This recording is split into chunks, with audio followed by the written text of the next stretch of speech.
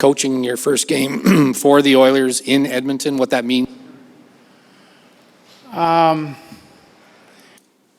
don't know. I mean, you've been at it so long that it just, to me, I feel just fortunate that I got a chance to coach them. I mean, it's been a team that I've followed since the WHA days, and coaching at home is important, but for me, just getting a chance to, at this stage in my life, coach this team is really, I mean, at times overwhelming, to be honest with you. But I actually feel most comfortable in the arena. The rest of the part of my life is a little chaotic and nervous. I learned today that they've got one name for a lot of streets called Detour, and I've also got stopped by the police at 5:15 in the morning for going the wrong way. So I'm doing good. Inside the rink, I'm fine. Outside the rink, I'm a mess right now. Ken, I want to ask you about moving Chase onto the McDavid-Draisaitl line. You sung his praises after last game. When you have a player who, and he admits it, doesn't necessarily have the same top-end speed those guys do, how do you find success playing with players that are faster than you, and how do you think he will?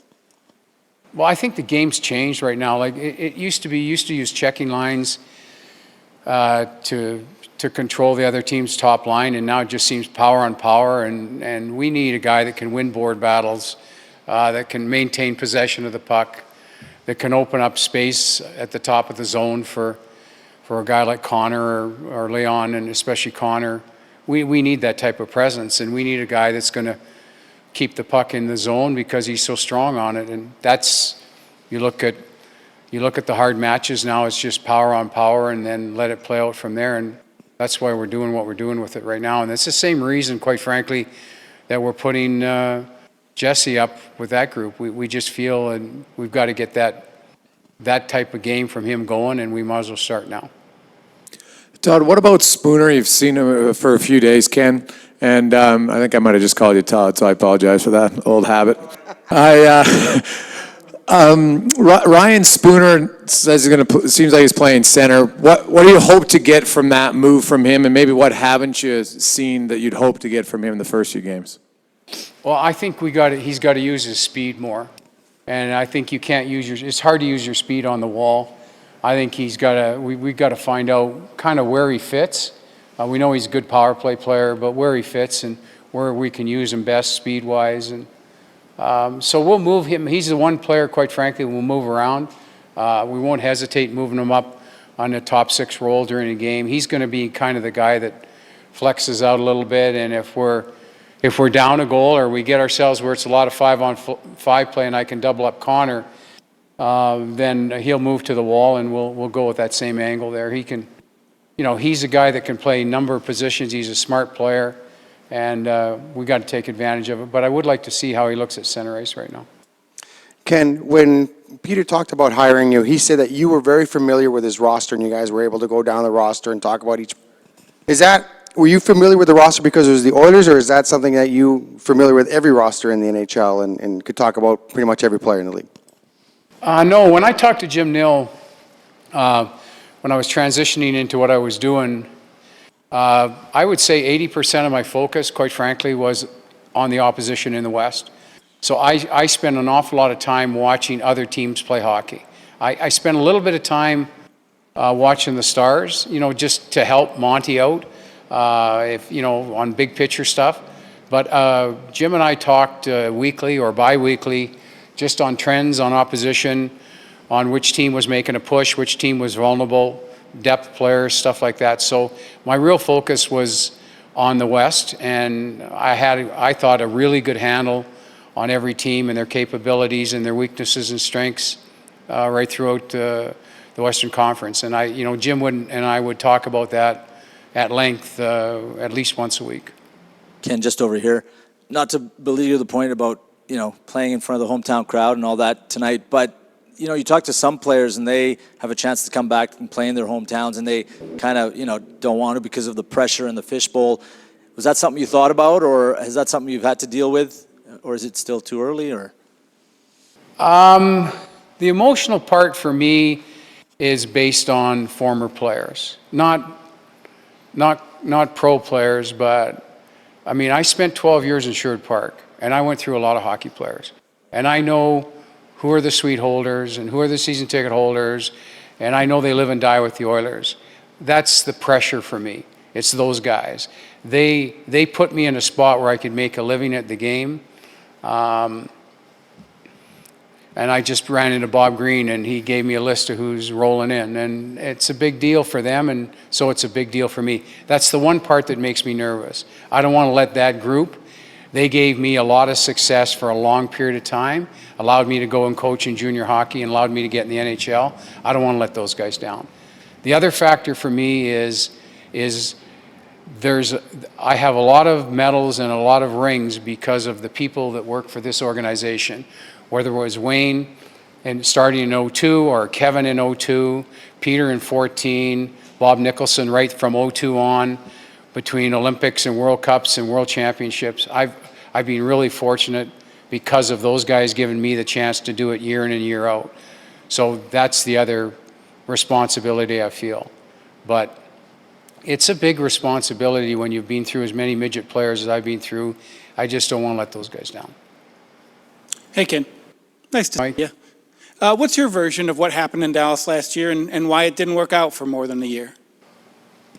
Well, first of all, I didn't really know if I wanted to do it.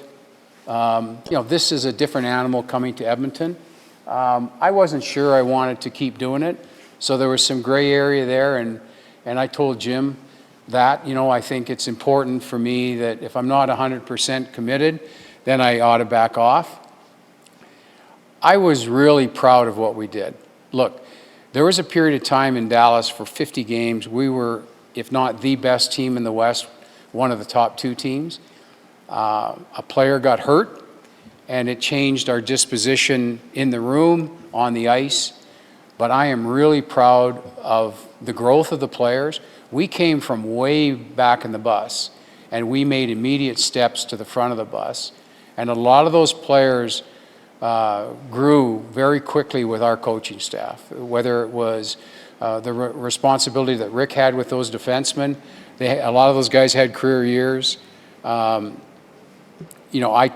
saw a lot of potential in 3 or 4 forwards, and I leaned on them hard, and I pushed them hard, but I stayed with them, and they really grew as players.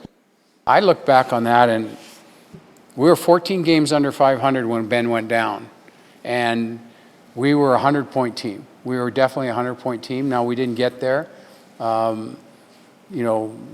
was a different vibe and feel when Ben wasn't around, and that's unfortunate. That's hockey. But I got to tell you, Mike, the growth of those players and the way I see them play now, the growth that they're continuing to grow with Jim, is pretty impressive because they have really taken the bit and really improved, and I'm really proud. And I feel like our coaching staff from last year deserves an awful lot of credit for the growth that we did so quickly there.